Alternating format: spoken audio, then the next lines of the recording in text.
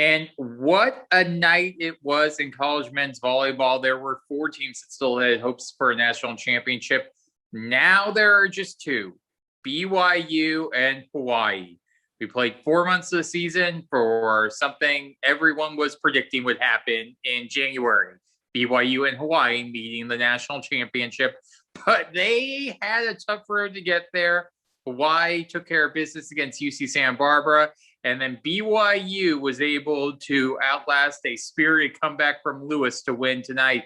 We're now joined by Peter Stewart and Jonathan Bates to break down all the action. So let's just start, guys. Initial thoughts on the 2 semifinal matches that we saw tonight, Peter? Oh, I thought both games were great. Not the scores that any of us predicted at all. But nonetheless, we really saw why Hawaii and BYU are number 2 tonight. They really played to their strengths tonight. And for Hawaii, that was just a block fest, what we saw tonight. But that is not to disregard the effort from Santa Barbara. They played fantastic. They really fought as hard as they could. And, at the end of the day, they came up short, but there's nothing to be ashamed of. Jonathan, what would you see tonight? I wanted to highlight one individual. I was really impressed with Keaton and Long. No, other than probably you and Dan Friend and maybe a few others close to Lewis' program, no, he was not on anybody's radar. He comes off the bench, replaces Cole Brillhart to opposite, and he really had a boost into the arm of Lewis, the fight off. They win the overtime third set, and a couple more bounces go their way. We're not talking about a 4-game victory for BYU.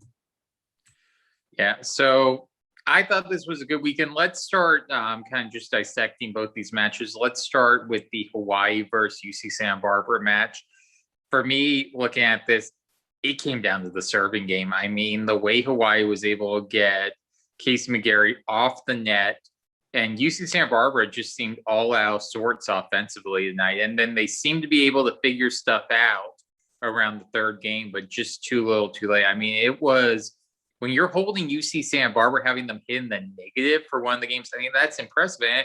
And just credit goes to the serving. The scary thing is, we didn't necessarily see a great game from Rado Parpunov. We saw a good game, but we didn't see a great game. Like, that's just the scary thing about this Hawaii team. Like, they don't need their best player to be at their best to beat you, because they can beat so many other ways, And then the other thing I think I took away from this match as well was the most underrated storyline. And even when I was sitting down writing my story, I'm like, trying to get everything in, and I'm getting down into the weeds of the story kind of bottom. Like, man, I haven't mentioned the serving of Jacob Tully.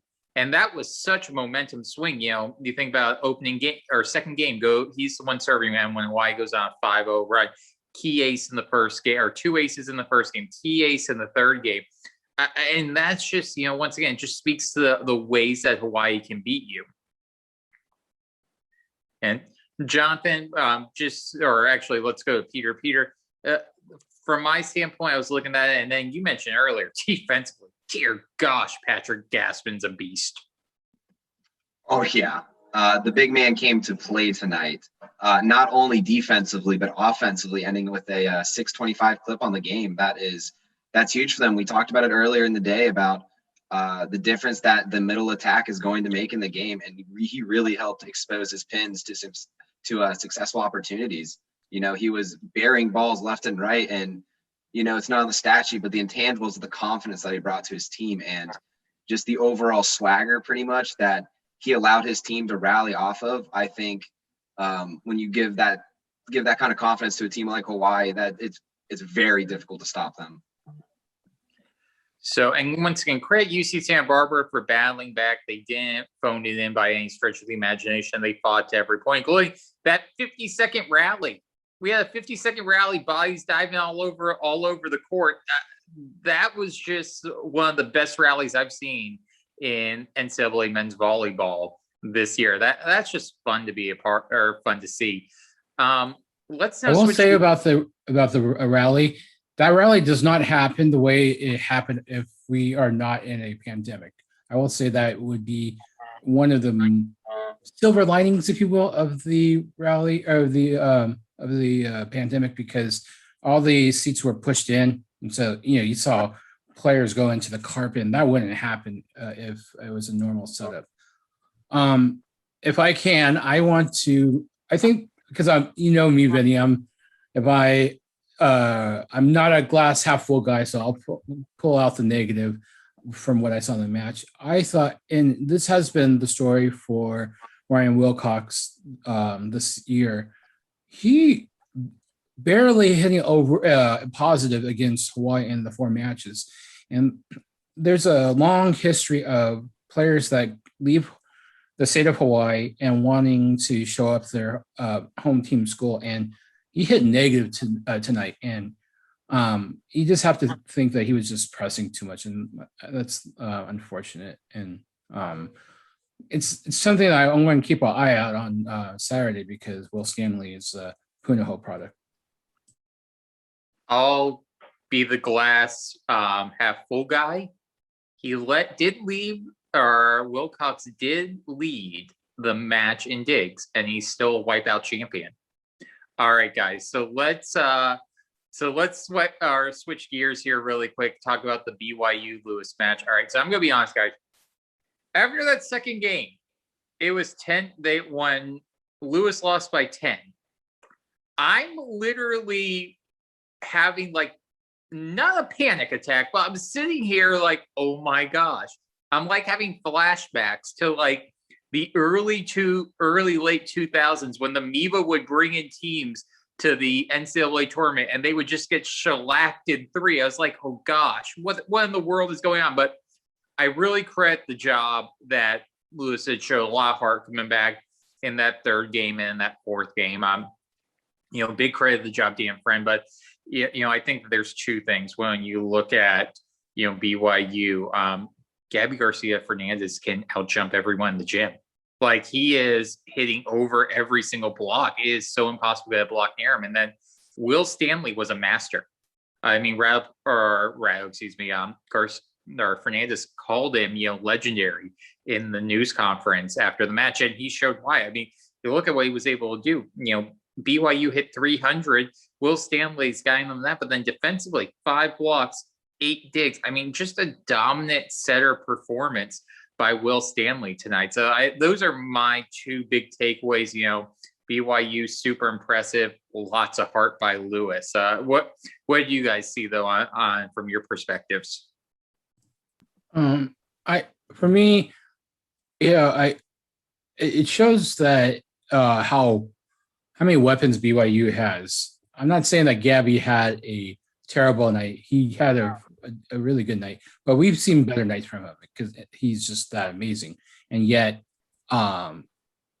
even though Lewis was able to contain him by his standards, BYU, obviously, other than that 3rd set that went overtime, they were pretty much in I would say in control. I think the thing that stood out to me, and maybe because I've seen BYU so often, there's a lot of things that just may not stand out to me as much as Lewis, or things for Lewis stand out because I don't watch them as much, is that Lewis, I'm just impressed that Lewis got here with basically a opposite that has 0 offensive responsibilities, and we're talking about Cole Brohart. He played 2 full sets, no attacks at all. You're starting opposite. That's just mind-boggling to me.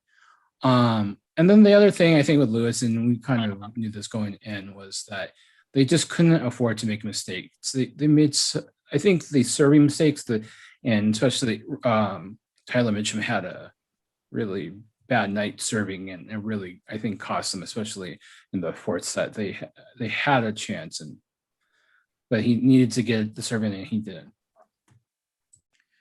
Peter, what was your takeaway from the match? I thought Lewis played overall, I thought they had a really admirable effort.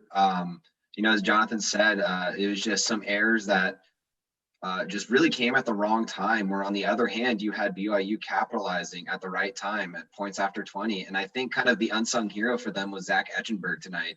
I thought he played outstanding. His 3 service aces really came at the end of sets when they really needed to put that pressure on. And let alone BYU was killing them on the serve tonight. Just, they had 7 aces on the match, but that doesn't really reflect the pressure that they were putting on them all night. And it kind of reflects in the Coonan stats. He only hit a 132 on the night, and they were able to contain him pretty much off the serve receive because they were attacking them hard, and that kind of made them switch into the role of getting Keaton Long into the game, really to trying to find some different offensive weapons, perhaps, spread the offense a little better. And give credit to him as a freshman. He came in and he played great. He only had 5 kills, but those 5 kills really helped spread the offense and gain some momentum for them, especially in that third set where they came back and won. So I agree with you there. I think that we saw some good volleyball tonight without that. A couple, let's kind of move on into our closing thoughts. As I say that, I feel like it's an episode of Maury or something where we're going to go in our closing thoughts. But, for me, as we we're going to look ahead to BYU and Hawaii and everything. We'll be dissecting that game down in depth, crazy, next 48 hours. But one of the things that really stood out to me on this semifinals match is, end of the day, we kind of know what the championship story is going to be. It's going to be, man, this team that had all these seniors come back, they prevailed. They won the championship. And the reason why we know that's the case is because all 4 of these teams are in it. We're near identical with that, with all these seniors coming back, wanting to play one more year, give it another run. And it's that great feel-good story for that team that wins it.